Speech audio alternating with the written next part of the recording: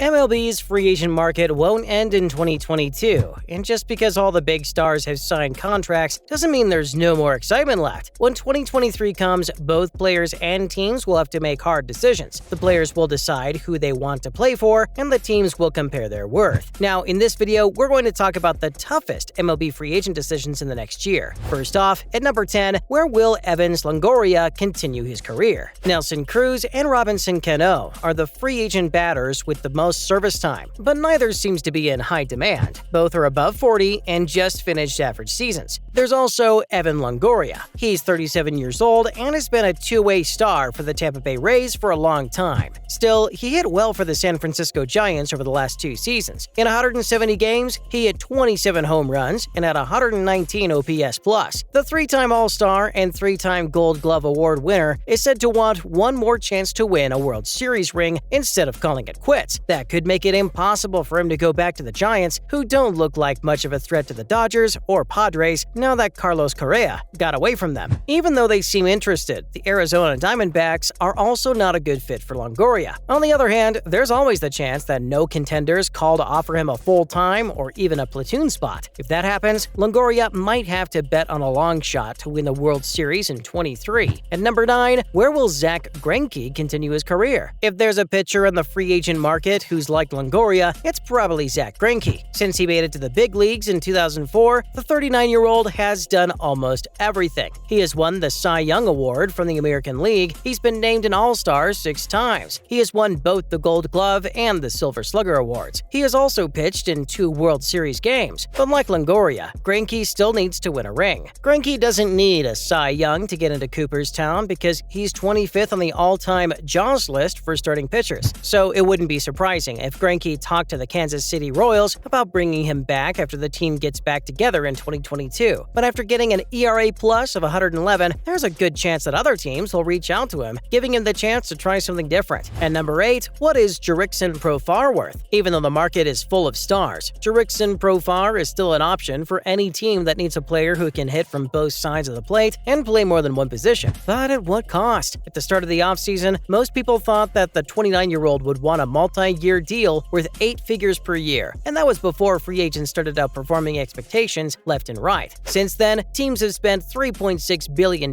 more than they'd planned. It makes sense that Profar would be the next player to make more money than expected, but the same could be said about Brandon Drury, who signed a 2-year, $17 million deal with the Los Angeles Angels. He didn't beat expectations, though. It wouldn't be a big surprise if the market made Profar do the same thing. Even though he had a good season with the Padres last year, that season only makes up about half of his roar. It might be a one-off and not a sign of what's to come. Next up at number 7, what is Jean Segura worth? Besides Profar, Jean Segura is the best position player still available on the open market. Next year will be his 33rd, and he doesn't have much power or speed anymore, but the 2-time All-Star still has something to offer. He's a good contact hitter and a good second baseman, but even though Segura's qualities make him seem like he should get a long-term deal, teams that need his services can doubt themselves. Even though Segura is an All-Star, he has a similar profile to Adam Frazier, who only got a 1-year, $8 million contract from the Baltimore Orioles. Teams can look at this and wonder if Segura should also sign a deal that's less than what the market would be. If this turns out to be true, Segura and his team will fight it and hold out, but the fact that spring training is about to start may not help him. And number 6, what is Nathan Eovaldi worth? After Justin Verlander, Jacob deGrom, and Carlos Rodon, Nathan Eovaldi was probably always the best starting pitcher on the market this year, and he's still available. If that's because teams are afraid to sign him, then that makes sense. Even though Eovaldi is 32, he should be able to get a long-term deal worth 8 figures per year. Maybe not Chris Bassett money, but at least Jose Quintana money. But Eovaldi has more than one problem, starting with the fact that his season in 2022 didn't end on a high note. After June 8th, he hurt his back, shoulder, and neck, so he only made 8 starts, and the speed of his fastball, which was his best pitch, was way down. Eovaldi also has ties to draft pick compensation because he turned down an offer from the Boston Red Sox to play for them. So he's a high-risk, high-reward target with a high cost to get him. It'll be interesting to see if he or a team that needs a pitcher will give in first. At number 5, how can the Red Sox and Giants dull the pain of huge losses? Before recently, the Red Sox stood out as the biggest loser of the offseason. After all, Boston did want Bogarts to stay at shortstop. Their fatal mistake was not making a good offer that fit what they wanted, so he had no choice but to take a much better one from the Padres. Padres. This, until recently, qualifier is important though, because the Giants are now in the same position as the Red Sox after their own plans for a shortstop fell through 4 days before Christmas. For about a week, Correa was their guy. Now, the New York Mets want him. That's if the Mets and Correa work out the same issue with the Stars' physical that the Giants brought up, but it seems likely that they will. Once Correa is no longer a free agent, Boston and San Francisco will both have big holes at shortstop and rosters that aren't very good. And since there aren't any important players on the open market, both teams may have to turn to the trade market to save their seasons. Moving on, at number 4, will Seattle and Atlanta continue to stand pat? It's interesting to see which teams have spent the least on free agents. The Miami Marlins and the Milwaukee Brewers have spent nothing, but Atlanta and the Seattle Mariners spent a total of $3.5 million. Even though the trades for Teoscar Hernandez and Colton Wong worked out well for the Mariners, it seems like just yesterday that president of baseball operations, Jerry DiPoto, was teasing a run at one of the best shortstops on the open market. Atlanta, on the other hand, didn't seem to have done much to keep Dansby Swanson there before he went to the north side of Chicago. Even though it traded for Sean Murphy, which was a big deal, that may be the most important thing it did this offseason. Seattle and Atlanta don't have much choice but to try and make small changes now. If they don't make any changes in free agency, it's fair to wonder if they did enough to keep up in the American League West and National League East. And number 3, how much more can the Dodgers spend? Even though theirs hasn't been the worst, the Los Angeles Dodgers have had the strangest offseason. The Dodgers were likely out for revenge after losing in the first round of the playoffs after winning 111 regular season games. In this case, the fact that they had a lot of salary coming off the books helped a lot. So it's strange to see the Dodgers sitting there with only $44.5 million